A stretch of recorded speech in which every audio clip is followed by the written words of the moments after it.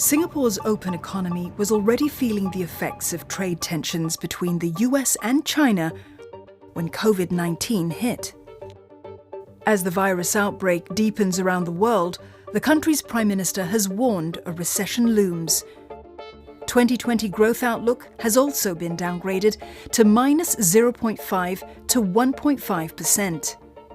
To arrest the slowdown, the government rolled out two special packages worth $5.6 billion to support businesses and households. Another $800 million was set aside for the healthcare sector to fight COVID-19. This is a very aggressive fiscal support package in order to help combat this outbreak. And I think that it signifies how much the government is committed to help Singapore endure through this crisis. At $6.4 billion, the fiscal support works out to 1.2% of GDP. Back in 2003, the SARS relief package was worth $230 million, or only 0.1% of GDP. Our economy is much more integrated with China's economy. It has a far more greater impact as compared to 17 years ago.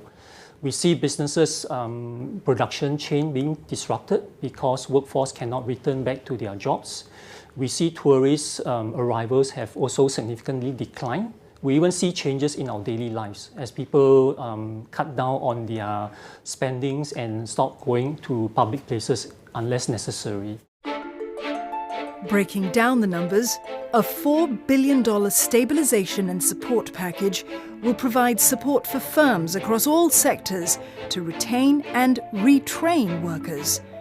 This will be done through a new job support scheme and an enhanced wage credit scheme. Enterprises also get help with cash flow. On top of these broad-based measures, sectors that have been directly hit by the outbreak get extra support. These include tourism, aviation, retail, food services, and point-to-point transport services. For many of these businesses, the drop in revenues has been unprecedented. One of the key events that has been cancelled is the Food and Hotel Asia. The other two events deal with medical conferences. As far as I can remember, it's the largest drop ever that we have seen. Even we have gone through past episodes like SARS, H1N1, MERS, and even the Icelandic volcano eruption. I think it has not been that bad compared to what we are seeing today. Sales dropped by 30 to 50%. Some of them even dropped 50 to 80%. When your sales drop by so much, many of us are facing cash flow challenges. During SARS time, I think one major difference is the rental at that time is a lot cheaper compared to 17 years ago. Right now, the rental and manpower cost is very high. Also, these things come very quickly. With the social media, people are afraid to come out to a mall, to a restaurant to eat. So many of us experience very sharp drop when this thing happened. Businesses like Seoul Garden Group and SingX Holdings will get a reprieve from their operating costs and cash flow problems. This will come in the form of property tax rebates, rental waivers, and a temporary bridging loan program.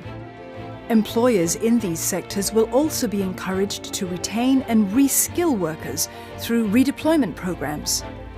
The funding period for reskilling workers will also be extended to a maximum of 6 months. This will help companies and workers to prepare for a recovery. Households are not left out.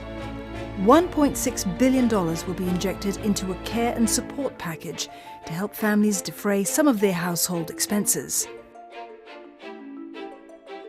Overall, the measures in this budget has two dimensions.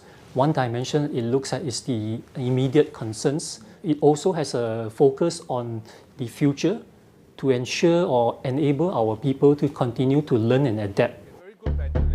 Businesses in the affected sectors have started taking the cue to retrain and reskill. We are looking at using the time for management to look at other areas like digitalization of the different aspects of a business. We also want to make sure that we take this opportunity actually to strengthen our skill sets and our competencies so that when recovery comes, we will be well prepared for it. They are also not sitting around waiting for customers to come back. We have put in place the necessary precautionary measures to give both confidence and to allay concerns of visitors to the expo.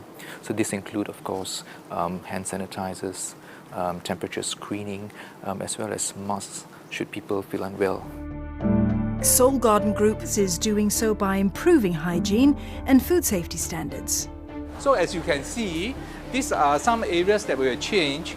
We use string wrap to wrap out the fruits.